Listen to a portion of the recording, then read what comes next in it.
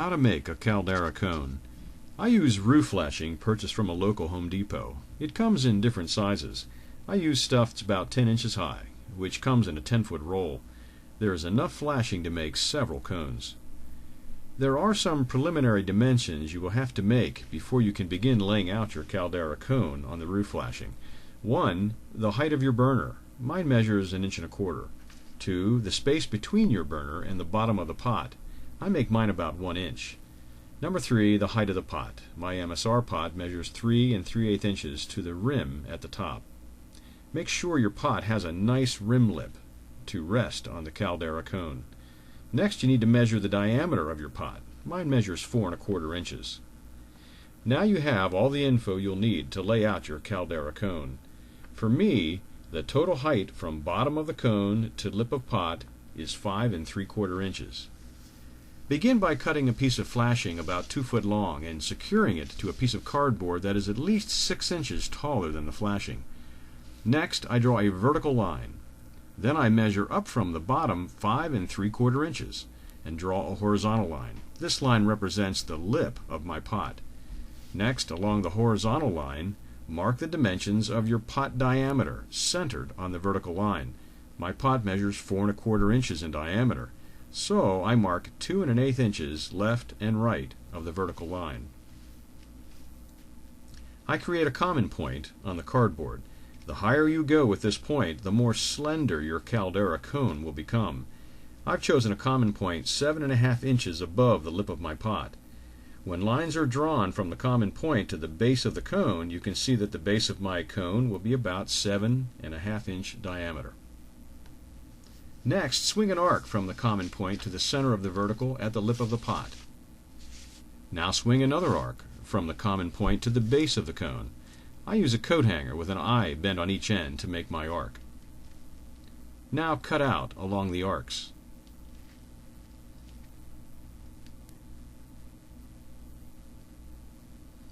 And there is your Caldera cone. Next, using tape, wrap your cone around the base of the pot, making sure that the base of the cone is evenly against a flat surface. The cone should fit the pot snugly. I'll remove excess flashing. Be sure to leave at least 2 inches of overlap.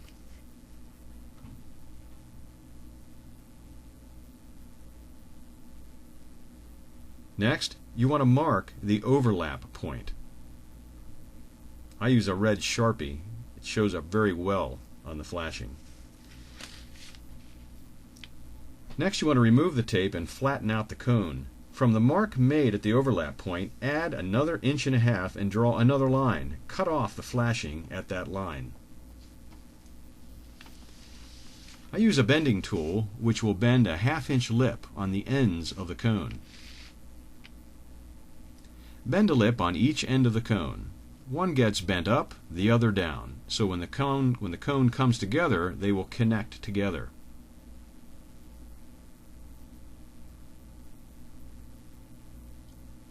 After I bent the lip on the end, I flatten it out using a piece of scrap metal as a shim. Over flattening the lip may break it off. The shim will prevent that from happening.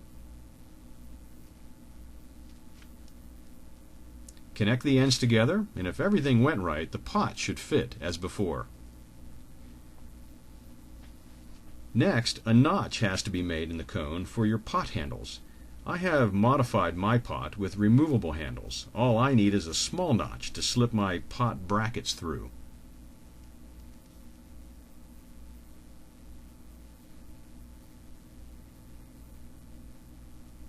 With handles attached to the pot, it easily slides into the cone.